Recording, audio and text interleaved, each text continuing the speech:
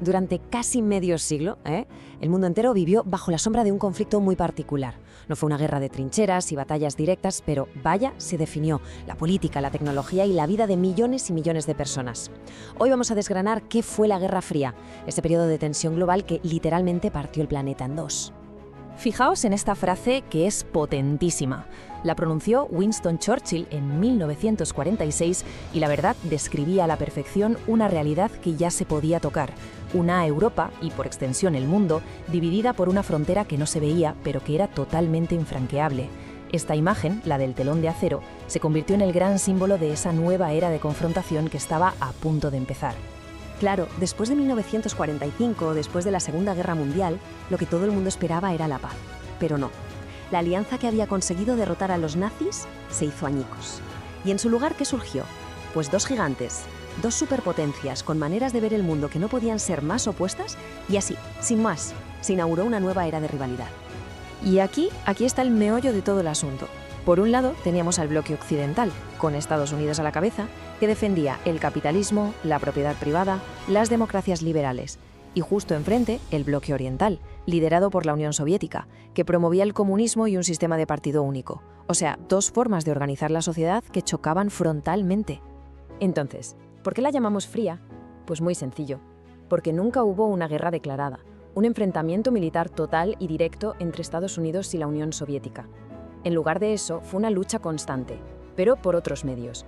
Propaganda, espionaje, presión económica y, como vamos a ver enseguida, guerras en otros países, lo que se llaman conflictos indirectos. Vale, ya tenemos el contexto ideológico. Ahora vamos a ver cómo esa división de ideas se convirtió en algo muy real, en una barrera física, política y militar que partió el continente europeo por la mitad. Estados Unidos, claro, reaccionó muy rápido para intentar frenar esa expansión de la influencia soviética. Primero lanzó la doctrina Truman, que básicamente era una promesa: ayudaremos a cualquier país que se resista al comunismo. Y justo después el famoso Plan Marshall. Ojo, que esto no era solo un programa de ayuda económica para reconstruir Europa occidental, era también una jugada maestra a nivel estratégico, porque así la ataba firmemente a su bloque, al bloque capitalista, creando de paso aliados muy estables y mercados prósperos. Pero la cosa no se quedó solo en lo económico y lo político. La división se hizo militar. En 1949, el bloque occidental funda la OTAN, una alianza de defensa mutua. La respuesta del otro lado, del bloque oriental, llegó unos años más tarde, en 1955, con la creación del Pacto de Varsovia. Y ya está, el mundo dividido en dos alianzas militares que se miraban con un recelo tremendo. Y claro, este enfrentamiento, que parecía muy centrado en Europa, no tardó nada en extenderse por todo el globo. La victoria comunista de Mao Zedong en China en el 49 fue un punto de inflexión. Pero sobre todo, la Guerra de Corea, entre 1950 y 1953, dejó clarísimo que esto ya era un problema mundial. De hecho, fue el primer gran conflicto armado de la Guerra Fría, con cada superpotencia apoyando a su bando. Y esta rivalidad, claro, desató una competición tecnológica como nunca antes se había visto. Y tuvo dos escenarios principales, dos carreras paralelas: la carrera nuclear y la carrera espacial. Lo más aterrador de la carrera armamentística fue la lógica que había detrás.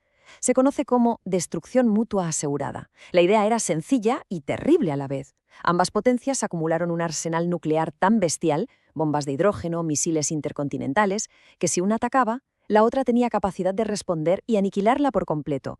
Así que, paradójicamente, el miedo a la destrucción total fue lo que evitó una guerra directa. Pero claro, esto tuvo un coste psicológico brutal para generaciones enteras que crecieron con esa espada de Damocles sobre sus cabezas. Y luego estaba la otra gran competición, la del espacio. Al principio, la Unión Soviética iba ganando, Lanzaron el primer satélite, el Sputnik, y pusieron al primer ser humano en órbita, Yuri Gagarin. Fueron golpes de efecto tremendos. Pero Estados Unidos reaccionó, apostó todo al programa Apolo y consiguió el premio gordo, llevar al ser humano a la Luna. Cada uno de estos hitos era mucho más que ciencia, era pura propaganda para demostrar qué sistema era superior. Pero la tensión no solo se medía en avances tecnológicos o en satélites.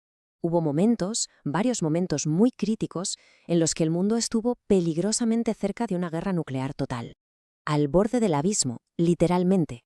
Europa en particular fue un hervidero de tensión constante. Pensemos en el bloqueo de Berlín, con los aliados montando un puente aéreo increíble para abastecer la ciudad, o la brutal represión del levantamiento de Hungría, aplastado por tanques soviéticos, y por supuesto la construcción del muro de Berlín en 1961, que se convirtió en el símbolo más físico y cruel de esa división del mundo.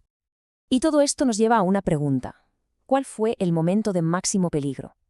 Probablemente en octubre de 1962, unos días en los que el mundo, de verdad, estuvo a un solo paso de la guerra nuclear.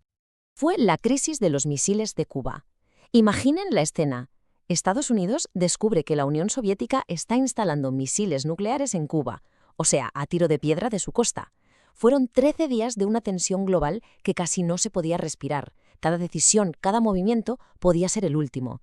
Al final, en el último minuto, la diplomacia funcionó y los misiles se retiraron. El mundo entero suspiró de alivio. Como no podían enfrentarse directamente, ¿qué hacían las superpotencias? Pues luchar a través de otros. Y este concepto es clave para entender la Guerra Fría, las guerras por delegación o proxy wars. Conflictos como los de Vietnam, Angola o Afganistán, que eran guerras locales, se convirtieron en el campo de batalla de la lucha global. Cada superpotencia apoyaba, financiaba y armaba un bando, y el costo humano para esos países, claro, fue absolutamente devastador. Bueno, después de décadas de esta tensión máxima, hubo momentos en los que pareció que las cosas se podían calmar.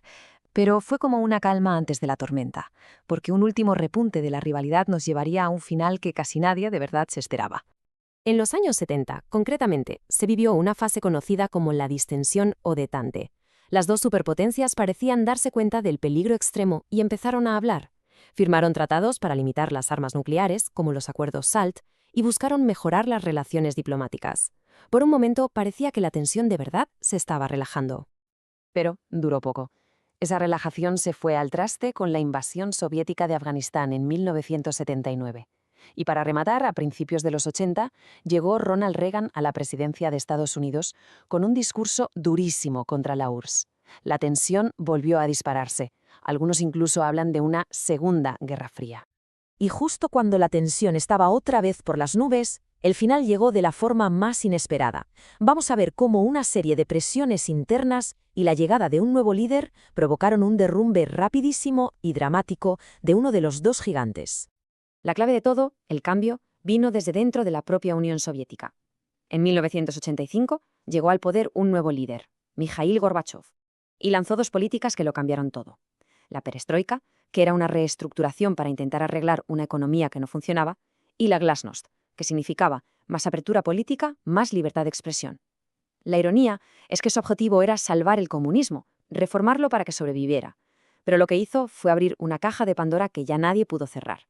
Y es que esas reformas desataron unas fuerzas que ya eran imparables. El efecto dominó fue increíble. En 1989, la imagen que dio la vuelta al mundo, la caída del muro de Berlín. Y a partir de ahí, todo se precipitó. Cayeron los regímenes comunistas de Europa del Este uno tras otro. Alemania se reunificó. Y, el golpe final, en 1991, la propia Unión Soviética dejó de existir, se disolvió. El final de la Guerra Fría, claro, cambió el mapa del mundo por completo. Se acabó ese sistema bipolar, con dos grandes bloques. Estados Unidos quedó durante un tiempo como la única superpotencia.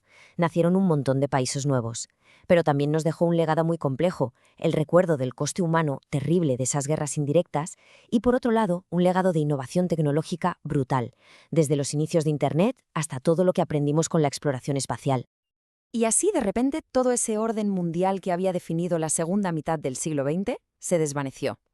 Pero, y esta es la gran pregunta que nos queda hoy, con las nuevas tensiones geopolíticas que vemos todos los días, ¿de verdad terminó aquella rivalidad entre grandes bloques o simplemente ha cambiado de cara? Una pregunta que sin duda sigue muy presente hoy en día.